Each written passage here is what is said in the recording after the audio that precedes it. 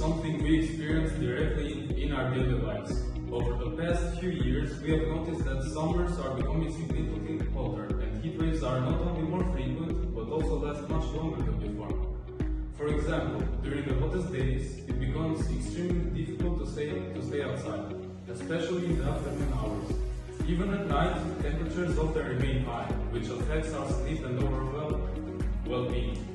In addition, these conditions influence our routines. People tend to stay indoors more, avoid physical activity, and rely heavily on cooling systems. So global warming is clearly changing the way we live on a daily basis. That's a very clear explanation. Johanna, do you think these heat waves affect only our comfort, or do they have more serious consequences? I strongly believe that the consequences go far beyond this comfort. Extreme heat waves can have serious and sometimes dangerous effects on human health. For instance, high temperatures can lead to evacuation, heat exhaustion, and even heat stroke, especially among vulnerable groups such as children, elderly people, and individuals with health conditions. Hospitals often experience an increase in patients during this period. Moreover, heat waves also have environmental effects. They increase electricity consumption because more people use air conditioning, which puts pressure on energy systems and can lead to power shortages. Finally, they affect agriculture by drawing out the soil or reducing crop productivity, which can eventually affect food supply and prices. So overall, heat waves are a serious environmental and social issue. I would like to add that global warming also affects natural ecosystems. When temperatures rise, many plant and animal species struggle to adapt. Some species may even disappear from certain areas.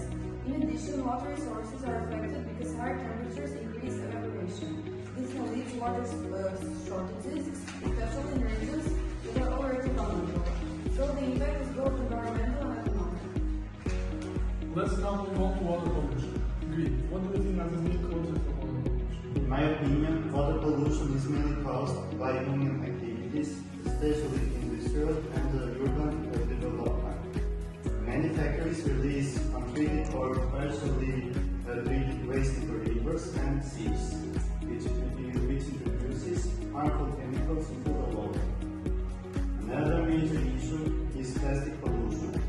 Large amounts of plastic waste are thrown away improperly, and eventually they end up in water bodies. Over time, these plastics break down into microplastics, which are extremely harmful to marine life. Additionally, untreated sewage from cities and the use of chemicals in agriculture, such as pesticides and fertilizers, contribute significantly to water contamination. This substance can easily enter water systems through rain and runoff. Thank you. Sal, tell me, from your perspective, how does this problem affect the environment? Water pollution has various serious consequences for both the environment and human life. From an environmental perspective, the polluted water can destroy its entire ecosystems. Fish and marine organisms may die due to toxic substances or lack of oxygen in the water. This leads to a loss of biodiversity, which is very difficult to recover. For humans, the effects are also severe. With polluted water used for drinking, cooking, or agriculture, it can cause serious health problems, including infections and long-term diseases. Furthermore, water pollution affects economic activities such as fishing and tourism. Areas with polluted water become less attractive to visitors, which can irreparably impact local communities. I would also add that many people do not fully understand how serious water pollution is. Because they do not always see the damage directly, we tend to underestimate it. However, clean water is essential for life, and once it is polluted, it is very difficult and expensive to restore. That is why prevention is much more important than trying to fix the problem later. Now let's move on to our final topic, forest fires. Mia, what do you think causes the most forest fires? Forest fires are usually caused by a combination of human activities and environmental conditions. On one hand, human negligence plays a major role.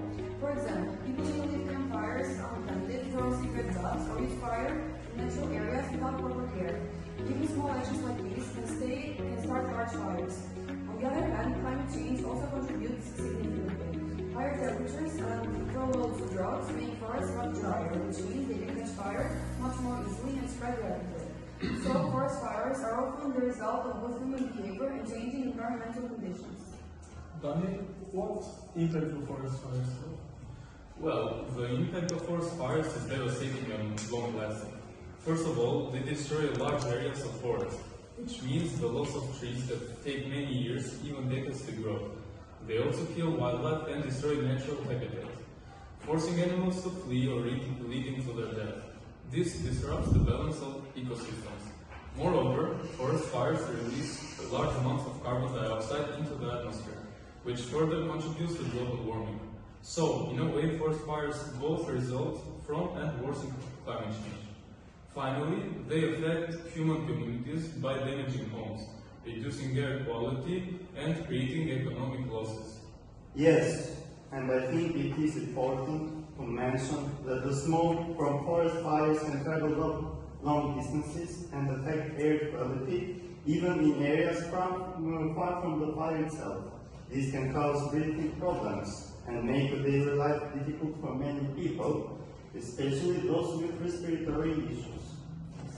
We have discussed many serious challenges. Let's now focus on solutions. Sarah, what actions can we take as individuals? As individuals, we can make small but meaningful changes in our daily lives. For example, we can reduce waste by recycling and avoiding single-use plastics. We can also save water by being more careful in our daily habits, such as not wasting water unnecessarily.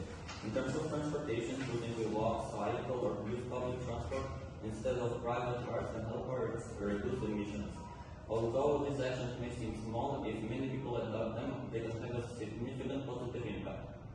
I believe education plays a key role as well. Schools should include more environmental education so that students understand the importance of protecting the environment from a young age. When people are informed, they are more likely to make responsible decisions and influence others around them. In addition, governments must take strong action by enforcing environmental laws, investing in renewable energy, and supporting sustainable development. Large-scale problems require large-scale solutions, and this is where institutions have an important responsibility. I agree, but some people argue that environmental protection is expensive and may slow down economic growth. What do you think? Well, I understand why some people think that way, especially in the short term. However, the long term, ignoring environmental issues can be much more costly. For example, dealing with natural disasters, health problems, and environmental damage require huge financial losses. Therefore, investing in environmental protection is not a cost, but rather a long-term investment in our future. I completely agree. In fact, sustainable development can create new opportunities, such as green jobs and innovation in clean technologies. So instead of slowing down progress, environmental protection can actually support economic growth in a more sustainable way. Thank you all for your thoughtful contributions. Today we explored global warming, water pollution, and forest fires in depth, and we discussed both their causes and how can we solve them. It is clear that these issues are complex, but it is also clear that change is possible if we all take responsibility. This brings us to the end of today's episode of Green Voices podcast. We hope this discussion has helped you better understand these environmental challenges and encourage you to take action in your daily life. Thank you for listening, and remember, protecting the environment starts with each one of us. See you next time.